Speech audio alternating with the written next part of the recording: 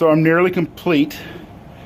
I put my sump pump in. If you check my wife's blogs out on footstepsinthepast.com, you'll see that we redid a well pit on the last farmhouse we did. And this is actually the sump pump from that well pit.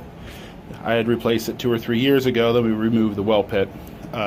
So the sump pump's relatively new. You need to make sure you put on a check valve. I like to put it 2 or 3 feet up from the sump pump. And there's a little arrow on here indicating which water the water is supposed to flow. I've taught a lot of people how to install sump pumps, and a lot of time after telling them that, they still put them on upside down. But there's an arrow on here saying the water needs to flow up, away, up and out. If they're using an older version of a check valve, there may not be an arrow. You can actually blow through it, and that'll show you the way the water should go. One way it'll blow through, the other way it won't. We come up, the pipe comes up, over. I got it securely fastened. I'm actually removing this light. You don't want it to be that close to electricity otherwise. And we come down here through all this garbage down here, and you see I fastened it here and brought it over here up into the bathroom, and I'm about to walk up there right now. Okay, here's the shot in the master bathroom.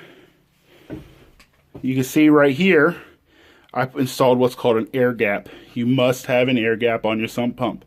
So the water is actually coming up a few inches, then going outside. That'll allow this top pipe here to always have water, or sorry, to always have air in it. And then this will make it so that pipe does not freeze and clog up your system in the winter months, or even freeze and burst. And your basement would be flooded. You'd be right back where you were. Let's step outside. Here's the outdoor portion of the sump pump. You always want to put a T on here on the end so it comes down, so we have a clean out. We can clean this out if it gets clogged for whatever reason. And then we come down and we're going to loosely connect this to a gutter leader system, which is a pipe that goes underground and outside. I'm not installing that today, but I'm going to hook up a temporary pipe to this to get it away from the house. You can see this gutter doesn't have a leader system, and all these rocks around here are an indication of every time it rains, this floods. And guess where this water is going? Right into your basement. So if we get a leader system on here and get it away from the house, my basement probably wouldn't even have needed a sump pump. Over there, same difference.